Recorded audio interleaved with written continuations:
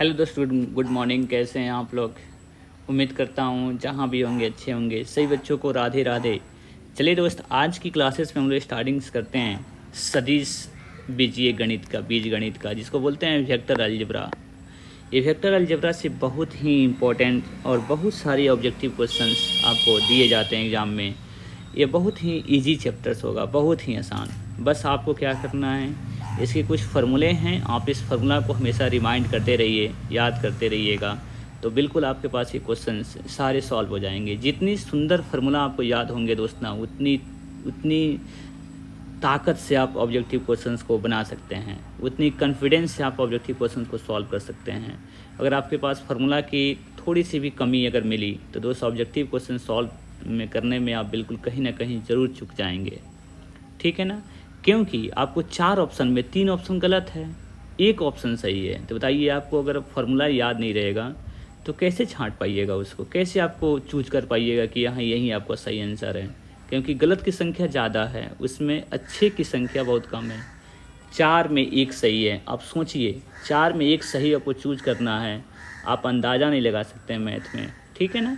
तो इसलिए आप फार्मूला को बेहतरीन तरीक़ा से आप सीखिए, और आपको जो जो इसमें इम्पोर्टेंट फार्मूला है हम आपको इसको डिस्कस कर देते हैं। और फिर नेक्स्ट आपको ये फार्मूला चार्ट में से हम आपको जो हैंड रिटन चार्ट है, हम आपको उसमें से फार्मूला की, वेक्टर की फार्मूला की हम डिस्कस करा देंगे। तो चलिए दोस्त, आज की क्लासेस हम स्टार्टिंग्स करते हैं वेक्टर अलजेब्रा।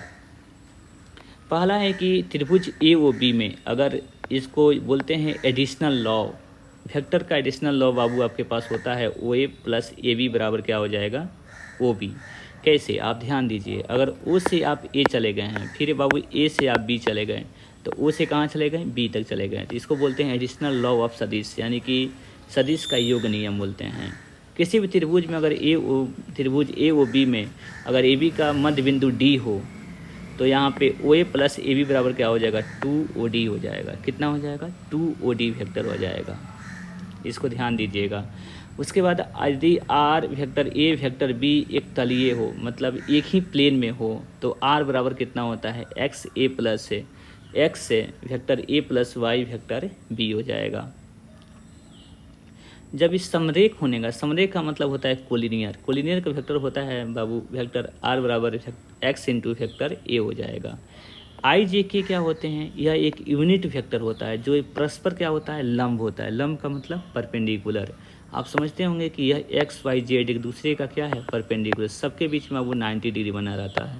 तो एक्स एक्सिस को हम लोग आई से इसका, और वाई एक्सिस को जे से, और जेड एक्सिस को के से। बाबू ध्यान रखिएगा, समझ रहे हैं ना बातों को, इस दूसरे का परपेंडिकुलर होता है।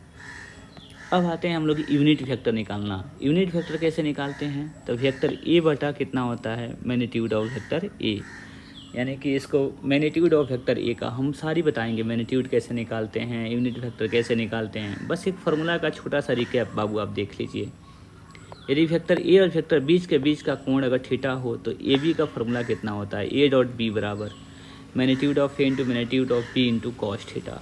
ये बहुत ही इंपॉर्टेंट फार्मूला है। ठीक है ना? किसी भी दो ठो वेक्टर के बीच में कोण निकालना हो, एंगल निकालना हो, तो आप इस फार्मूला का यूज कर सकते हैं। ठीक है, आगे चलते हैं।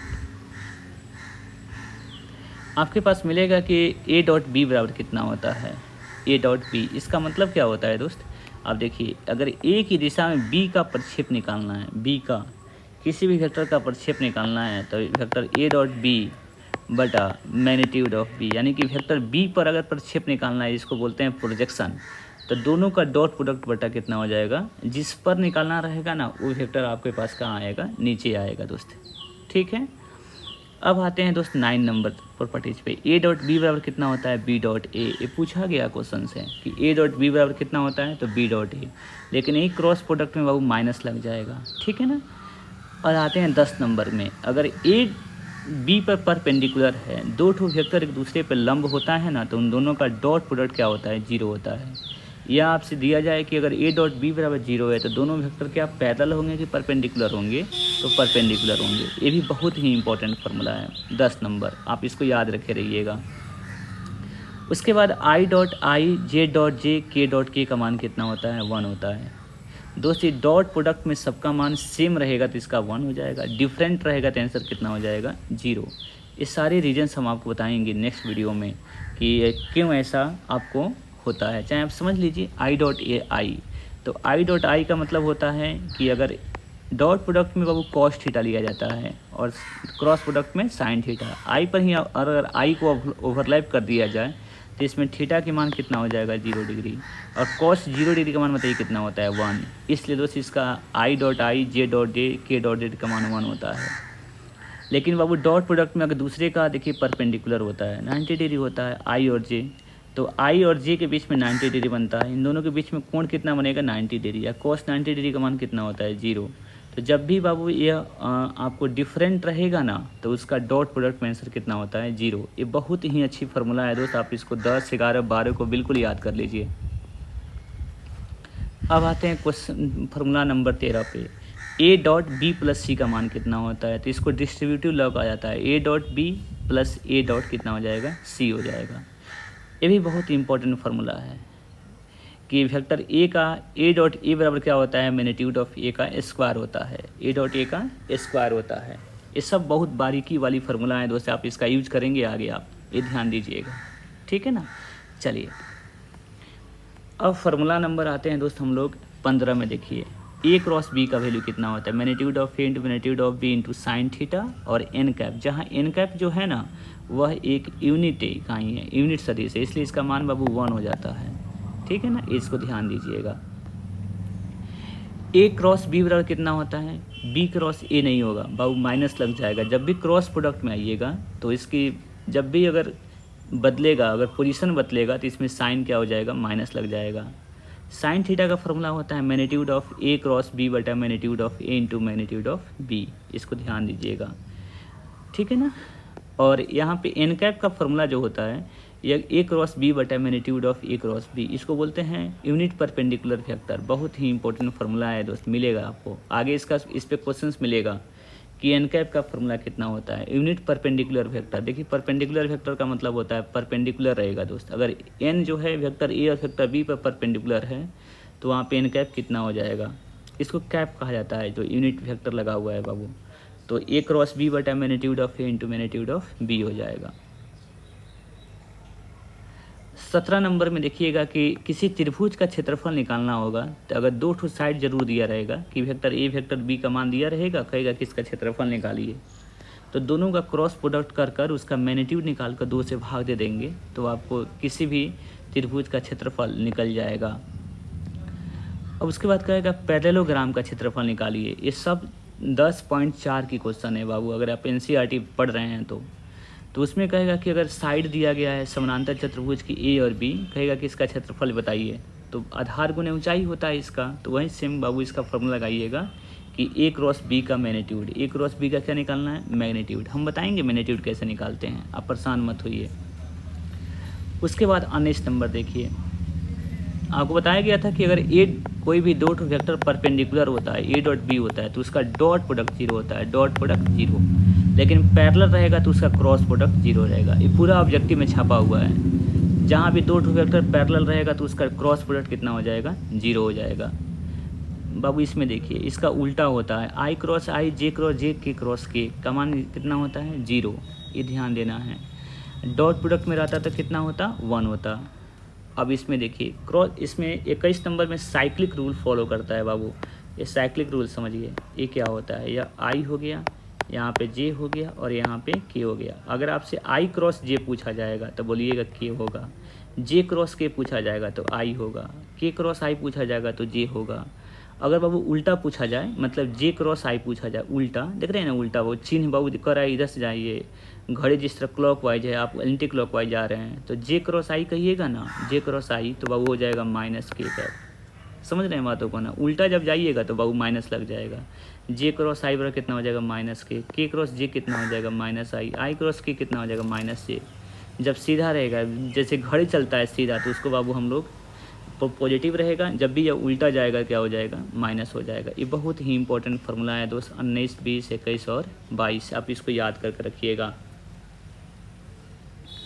अब आते हैं डिस्ट्रीब्यूटिव लॉ में, ए क्रॉस बी हो जाएगा, फिर ए प्लस ए क्रॉस सी हो जाएगा। एन कैप का मान कितना होता है, 1। बता रहे थे ना कि A B sine theta, A cross B बराबर होता है magnitude of A into magnitude of B into sine theta into N cap. तो एन कैप का मान बाबू कितना होता है, 1 होता है, यानी कि वह यूनिट वेक्टर है।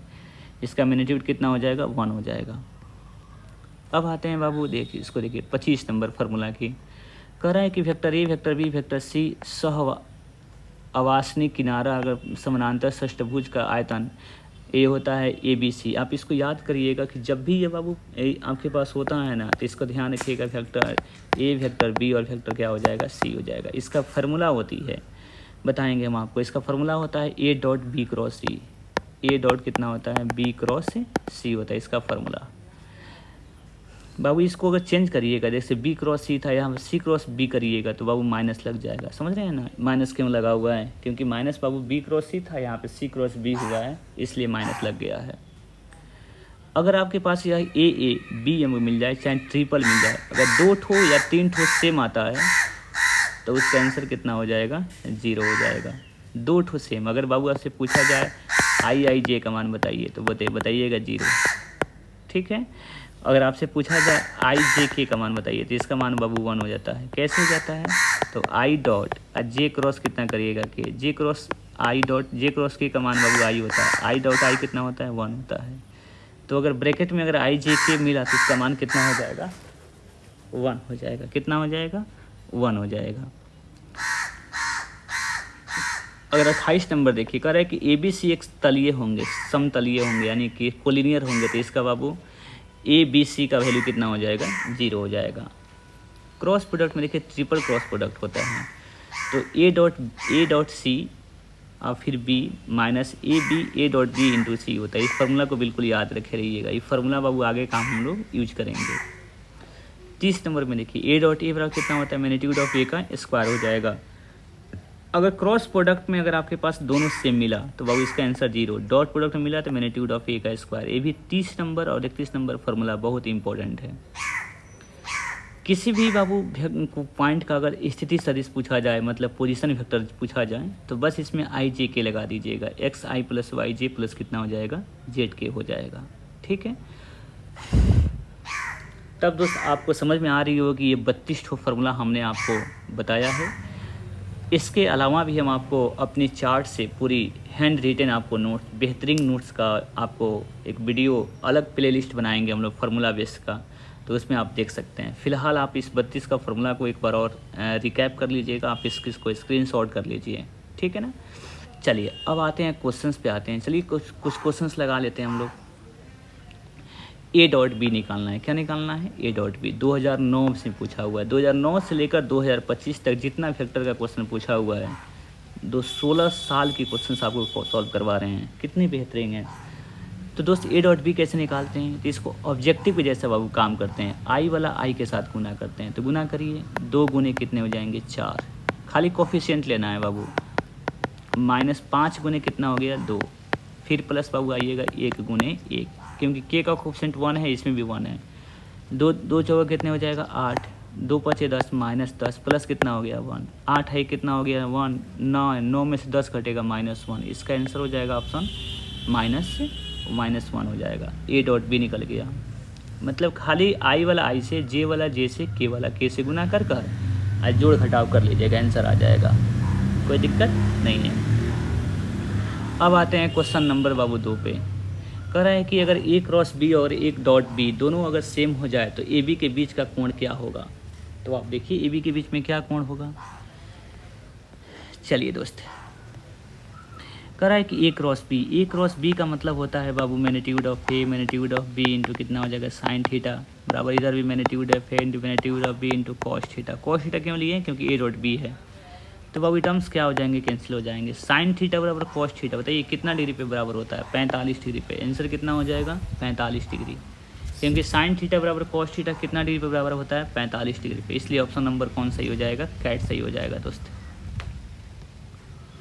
अब आते हैं क्वेश्चन नंबर 3 पे आइए। इसके बीच का क्या निकालना है, कोण निकालना है। मतलब कोण निकालने का फॉर्मूला होती है कॉस थीटा बराबर। कॉस थीटा बराबर फॉर्मूला क्या होता है बताइए, A1 dot A2 plus B1 dot B2 plus फिर C1 डॉट कितना होता है, C2 A root over A1 का स्क्वायर प्लस कितने हो जाएंगे B1 का स्क्वायर प्लस C1 का स्क्वायर, फिर बाबू A2 का स्क्वायर प्लस B2 का स्क्वायर प्लस कितना हो जाएगा C2 का स्क्वायर। बस फार्मूला में एडजस्टिंग करना है। तो आप गुना करिए, 2 में किससे गुना करेंगे 1 से, तो बाबू इधर हो जाएगा 2 प्लस गुना करेंगे -3 4 में गुना करिएगा तो बाबू -12 आ गया। और बाबू 2 में गुना करेंगे 5 से कितना हो जाएगा 10। नीचे का बाबू टर्म्स छोड़ दीजिए, अभी यहीं 0 हो जा रहा है। 10 और 2 कितने हो जाएगा 12, 12 में से 12 घटेगा 0, 0 बटा कुछ भी रहेगा बाबू आंसर कितना हो जाएगा 0। तो बताइए कॉस थीटा का मान 0 आ रहा है, तो कॉस थीटा का मान 0 आ रहा है कितना डिग्री में होता है 90 डिग्री में। कितना डिग्री में 90 डिग्री में। तो आंसर कौन सा हो जाएगा बॉल सही हो जाएगा बाबू। इसके बीच का कोण कितना हो जाएगा 90 डिग्री हो जाएगा। समझ में आ रही बात हो। ये फार्मूला है बाबू कॉस थीटा का वैल्यू निकालने का। आप इसको क्वेश्चन को सॉल्व करिएगा, खुद से समझ में आ जाएगा दोस्त। आप भी करिए ना, आप भी करेंगे तब तो समझ में आएगी दोस्त, ये ध्यान देना है। चलिए क्वेश्चन नंबर बाबू 4 में देखिए, कह रहा है कि इसमें a प्लस बी निकालिए। तो i वाला i के साथ जोड़ते हैं, तो बाबू 2i प्लस i 3i हो गया। तो बाबू ये टर्म कैंसिल, ये टर्म कैंसिल, ऑप्शन नंबर क्या हो जाएगा बी सही हो जाएगा। बस इसी तरह जोड़ देना है। एलिमिनेटिंग मेथड लगा लीजिए, जो आंसर आपको दिख रहा है वहीं से क्रॉस कर दीजिए। इसमें निकालना है कॉस थीटा। कॉस थीटा का वैल्यू कितना होता है, अभी तो फार्मूला लगा रहे थे a1 डॉट a2, तो बाबू यहाँ पे 1 है, यहाँ पे 3 है, तो 1 गुने 3 प्लस बताइए 2 गुने बाबू 2, आगे बताइए 3 गुने 1, ठीक है ना, बटा रूट ओवर इसका कोफिशिएंट बाबू, इसका स्क्वायर का कोफिशिएंट कर लीजिए, यानी कि 1 का स्क्वायर प्लस 2 का स्क्वायर प्लस 3 का स्क्वायर, फिर रूट ओवर बाबू बताइए 3 का स्क्वायर प्लस ये 2 का स्क्वायर प्लस 1 का स्क्वायर हो गया। कैलकुलेशन बताइए कितना हो जाएगा, ये हो जाएगा 3 और 4 और 3, 3 और 3 6 और 4 कितने हो जाएंगे 10, बटा बाबू दो यहीगा ना, 3 3 का 9, 9 4 13 14, तो रूट ओवर 14 गुने रूट ओवर 14, तो 14 हो जाएगा। 10 बटा कितने हो जाएंगे 14, कटिंग करिए बाबू 5 बटा 7 हो जाएगा, 5 बटा 7 आंसर आपके पास आ जाएगा। ये ऑप्शन नंबर कौन सा हो जाएगा बॉल सही हो जाएगा। दो ठो वेक्टर के बीच में अगर कोण निकालना होगा, कॉस थीटा का मान निकालना होगा, तो बाबू इस फार्मूला का यूज करिएगा। अभी जो फार्मूला लिख रहे थे a1 a2 plus b1 b2 plus c1 c2 बटा a1 का स्क्वायर प्लस b1 का square plus c1 square into a2 का स्क्वायर प्लस b2 का स्क्वायर प्लस c2 का स्क्वायर, ठीक है ना। तो आप इस क्वेश्चन को बिल्कुल सॉल्व कर लीजिएगा दोस्त, बहुत अच्छा क्वेश्चन है। आप इस क्वेश्चन को अगर सॉल्व करते हैं ना तो बहुत मज़ा आएगा दोस्त। चलिए क्वेश्चन नंबर 6 में आइए, कह रहा है कि इतना को मिलाने वाली रेखा पर इतना का प्रक्षेप निकालिए। तो सबसे पहले मिलाने वाली रेखा बता दीजिए। इसको बाबू वेक्टर ए मान लेते हैं, कितना मानते हैं वेक्टर ए। बाबू इसमें से बी में से ए को घटाया जाता है, तो 5 में से 3 घटाइए कितना आएगा 2i, 6 में से 4 घटाइए प्लस बाबू कितना हो जाएगा 2j, -3 और प्लस बाबू 2 हो जाएगा, तो माइनस कितना हो जाएगा k हो जाएगा। अब वेक्टर बी लिखा हुआ है, नीचे बाबू लिखा हुआ है, बताइए 2i -3j और -6k। कह रहा है कि इस रेखा पर मतलब है बाबू नीचे रहेगा, इसका फॉर्मूला हो जाएगा प्रक्षेप का फॉर्मूला a डॉट बी बटा मैग्नीट्यूड ऑफ वेक्टर a। जिस पर कहेगा ना तो वो वेक्टर कहाँ रहेगा नीचे रहेगा। तो दोनों का डॉट प्रोडक्ट बताइए, तो 2 दूनी कितने हो जाएंगे 4, बाबू इसको गुना किया जा रहा है, 2 दूनी 4, बाबू गुना करिएगा तो 3 दूनी 6 -6 आएगा, और फिर बाबू प्लस कितना हो जाएगा 6, क्योंकि -1 गुने -6 करिएगा तो +6 हो जाएगा। रूट ओवर ए का मैग्नीट्यूड बताइए, तो 2 का स्क्वायर प्लस 2 का स्क्वायर प्लस 1 का स्क्वायर, तो 2 का स्क्वायर प्लस बाबू 2 का स्क्वायर प्लस बाबू -1 का स्क्वायर, 6 कैंसिल हो जाएगा। 4 बटा बाबू जानते हैं कितना आएगा, ये 9 आएगा, 9 का वर्गमूल 3 होता है, तो 4 बटा 3 इसका आंसर आ जाएगा दोस्त, 4 बटा 3 आंसर हो जाएगा। देखिए कह रहा था ना मिलाने वाली रेखा पर, कह रहा है रेखा पर मतलब इसके जो रेखा आएगा ना ए निकाले थे वह नीचे आएगा, इसको बोलते हैं प्रक्षेप का फॉर्मूला, इसको बोलते हैं projections of vector A on B रहेगा तो बी नीचे आएगा, बी ऑन ए रहेगा तो ए डॉट बी बटा मैग्नीट्यूड ऑफ ए आता है, ठीक है ना। इसको प्रोजेक्शन कहा जाता है दोस्त, आप इसको समझ लीजिएगा। ये 10.2 की क्वेश्चन है दोस्त, आप बनाइएगा बन जाएगा। उसके बाद कहना चाहता है कि कोई वेक्टर प्लस और माइनस दोनों बराबर हो तो इसका वैल्यू कितना हो जाएगा, तो दोनों का वैल्यू कितनी हो जाएगी वेक्टर ए बराबर vector B, vector A is perpendicular to B, बाबू दोनों का स्क्वायर कर दीजिए, आपको समझ में आ जाएगा। या A square plus B square plus 2ab आ गया, फिर इधर करिएगा तो A square plus B square minus 2ab आ गया। तो ये टर्म्स बाबू कट जाएगा, ये बाबू इधर आएगा तो 4ab बराबर कितना हो जाएगा 0 हो जाएगा। तो ए बी का मान बाबू कितना हो जाएगा 0। तो ए डॉट बी बराबर 0 होगा, बताइए कॉस थीटा है ना, कॉस थीटा का मान बाबू 0 हो रहा है, 90 डिग्री का मान करेगा तो ए इज परपेंडिकुलर टू क्या होगा बी हो जाएगा। ये बहुत ही इंपॉर्टेंट क्वेश्चन है बाबू 7 नंबर। दो ठो वेक्टर अगर दिया गया और दोनों का प्लस और माइनस बराबर हो तो इसका मतलब दोनों वेक्टर परपेंडिकुलर होगा। इसको याद कर लीजिएगा थ्योरी का, ठीक है ना। चलिए दोस्त आगे चलते हैं। 8 नंबर देखिए, कह रहा है कि मापांक निकालिए। मापांक का मतलब होता है मैग्नीट्यूड निकालना। तो बाबू 2 का स्क्वायर कर दीजिएगा। मापांक जहाँ भी पूछेगा ऐसा ही बनाइएगा, सारे कोफिशिएंट का बाबू स्क्वायर कर दीजिएगा। ये माइनस रहेगा ना तो रूट में माइनस हो जाएगा, 2 दूनी 4, 7 सत्ते कितने हो जाएंगे 49, 3 तिरका 9। कैलकुलेशन करिए, 49 और 9 58, 4 कितने हो जाएगा रूट अंडर 62 इसकी आंसर हो जाएगी दोस्त।